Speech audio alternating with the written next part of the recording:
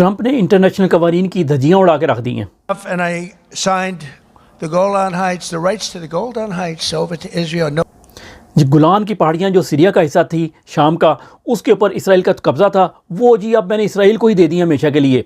पहली बात, जो चीज़ आपकी नहीं है वो आप किसी को कैसे दे सकते हैं? अगर दे सकते हैं तो मैं भी फिर वाइट हाउस जो है वो हाफिज़ साहब को दे देता हूँ, वो आ रहे हैं यात्रा करने के लिए अमेरिका की। लेकिन पॉइंट ये है कि ये दी क्यों है, वो सुने।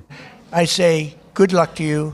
Then I found out the value of it, trillions of dollars. It could be worth, if you think, trillions of dollars. I said, maybe I should have asked him for something.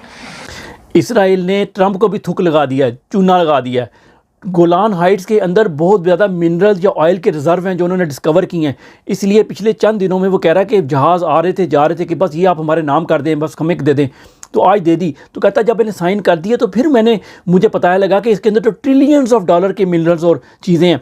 तो मुझे था कि मुझे भी दिया जाता है इसमें से हिस्सा, लेकिन अब लेट हो गया हूँ। तो इसराइल ने अमेरिका को भी चूना लगा दिया, लेकिन ये चीज़ उसकी है ही नहीं है, तो उसको दी कैसे जा सकती है? जिस तरह गोलान हाइट्स में सर्वे करके उन्होंने पता लगाया कि इसके नीचे क्या है, इसी तरीके से अमेरिका को सारा पता है कि अफ़गानिस्तान के अंदर कौन से ज़खायर किस चीज़ के कहाँ कहाँ पर हैं।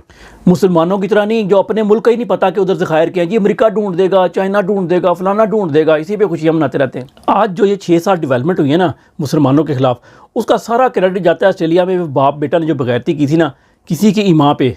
डेफिनेटली देखा जाता है कि फ़ायदा किसको हुआ, तो फ़ायदा हो रहा है उन लोगों को जिनकी ईमा पे उन्होंने ये सारा कुछ किया।